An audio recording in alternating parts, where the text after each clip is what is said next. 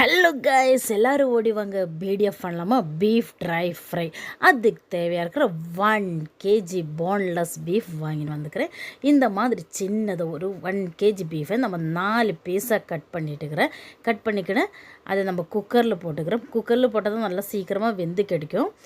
அதுக்கு தேவையாக இருக்கிற 1/2 டேபிள் ஸ்பூன் மிளகாத்தூள், 1/4 டேபிள் ஸ்பூன் மஞ்சாத்தூள், அது கொஞ்சம் தேவையாக இருக்கிற உப்பு கூட நம்ம போட்டுக்கலாம். நான் ஒரு 1/4 டீஸ்பூன் தான் இங்கே போட்டுக்கிறேன். அது கொஞ்சம் தேவையாக இருக்கிற தண்ணி கூட மிக்ஸ் பண்ணிக்கணும். அது வேகிறதுக்கு தேவையாக இருக்கிற தண்ணி மட்டும் போடுங்க. தண்ணி போட்டுக்கணும். நம்ம குக்கருக்குள்ளே இந்த மாதிரி நல்லா மிக்ஸ் பண்ணி வச்சுக்கலாம்.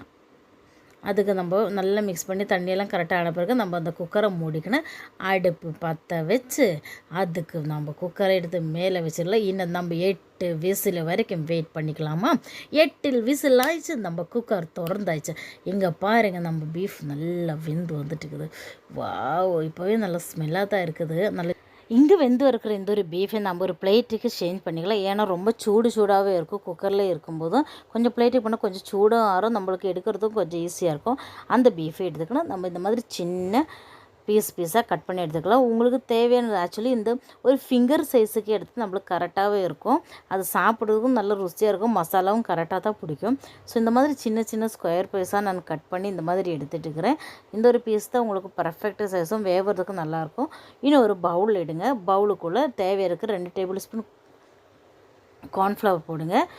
1 டேபிள் ஸ்பூன் மஞ்சள் தூள், 1/4 டேபிள் ஸ்பூன் மிளகு பொடி, அதுக்கு தேவை இருக்கிற ginger garlic paste 1 table spoon தான் நான் இங்கே போட்டுக்கிறேன். கபாப் மசாலா, கரம் மசாலா போட்டுக்கிறேன். கரம் மசாலையில் நம்மளுக்கு தேவை இருக்கிறது எவ்வளோ இருக்குதோ அவ்வளோ போடுங்க. அது கொஞ்சம் தண்ணி போட்டுக்கிட்டு கொஞ்சம் நல்லா மிக்ஸ் பண்ணிக்கோங்க.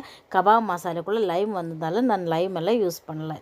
ஸோ இந்த கட் பண்ணி வச்சுக்கிற பீஃபை இந்த ஒரு மசாலைக்குள்ளே நல்லா ஆட் பண்ணி மிக்ஸ் பண்ணி கொடுத்துருங்க. நல்லா மிக்ஸ் பண்ணணும்.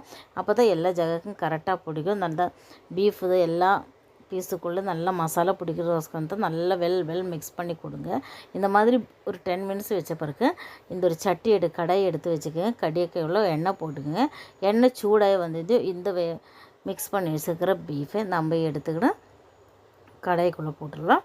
ஸோ இந்த எண்ணெய் நல்லா சூடாகிட்டுக்குது. அப்போ இந்த ஒரு பீஃப் நம்ம அதுக்குள்ளே போடும்போது நல்லா சூடாக அப்படியே வெந்து வந்துடும். போடும்போது நல்ல இந்த மாதிரி கிரிப்ஸே வரும்போது நல்ல டேஸ்ட்டாக இருக்கும். அதுக்குள்ளே 2 கறி லீஃப் போட்டால் அந்த ஸ்மெல்லு கூட உங்களுக்கு நல்லாவே இருக்கும். ஸோ இந்த மாதிரி நான் ஆட் பண்ணி கொடுத்துட்டுருக்கிறேன். இந்த ஒரு பீஃப் ஃப்ரை நம்ம இந்த மாதிரி ப்ரௌன் கலர் வந்தது நம்ம இப்படி வாரி எடுத்துக்கலாம். அது ஒரு மீடியம் ஒரு 5 minutes to 10 minutes. Already beef நல்லா பாயிலாக வெந்திருக்கிறதால நம்ம அந்த மாதிரி எடுத்தால் போதும். ஸோ இந்த ஒரு பீஃப் ஃப்ரை ரெடி ஆகிட்டுக்குது. ஸோ நம்ம சாப்பிட்டு பார்க்கலாமா?